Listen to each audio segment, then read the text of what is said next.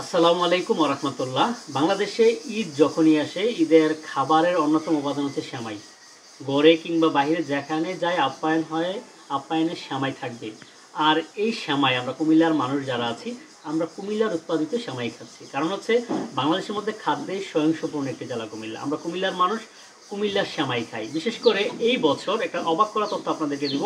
কুমিল্লাতে যেই পরিমাণ সেমাই উৎপাদিত হয়েছে তা কুমিল্লার স্থানীয় চাহিদা মিটিয়ে আশেপাশে যে জেলাগুলো রয়েছে ব্রাহ্মণবাড়িয়া, চাঁদপুর, নোয়াখালী, লক্ষ্মীপুর, ফেনী এসব জেলাতে কিন্তু কুমিল্লার সেমাই যাচ্ছে। শুধু যে বাংলাদেশে তা নয়, কুমিল্লার সীমানা বাংলাদেশের সীমানা পাড়িয়ে আন্তর্জাতিক বাজারেও কিন্তু কুমিল্লার সেমাই যাচ্ছে।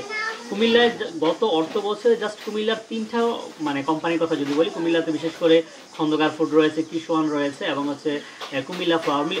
এই তিনটা কোম্পানি সবচেয়ে বেশি সেমাই উৎপাদন করে। তাদের মধ্যে খন্দকার ফুড যেটি রয়েছে সেটিতে গত বছর সেমাই রপ্তানি করেছে শুধুমাত্র ভারতে সেমাই রপ্তানি করেছে $1,00,000 বেশি। কুমিল্লার বিবিবাজার স্থলবন্দর এবং সিলেটের গুনাইঘাট স্থলবন্দর দিয়ে $1,00,000 বেশি সেমাই রপ্তানি করেছে ভারতে, এবং চট্টগ্রাম বন্দর দিয়ে মালয়েশিয়াতে $20,000 বেশি সেমাই রপ্তানি করেছে।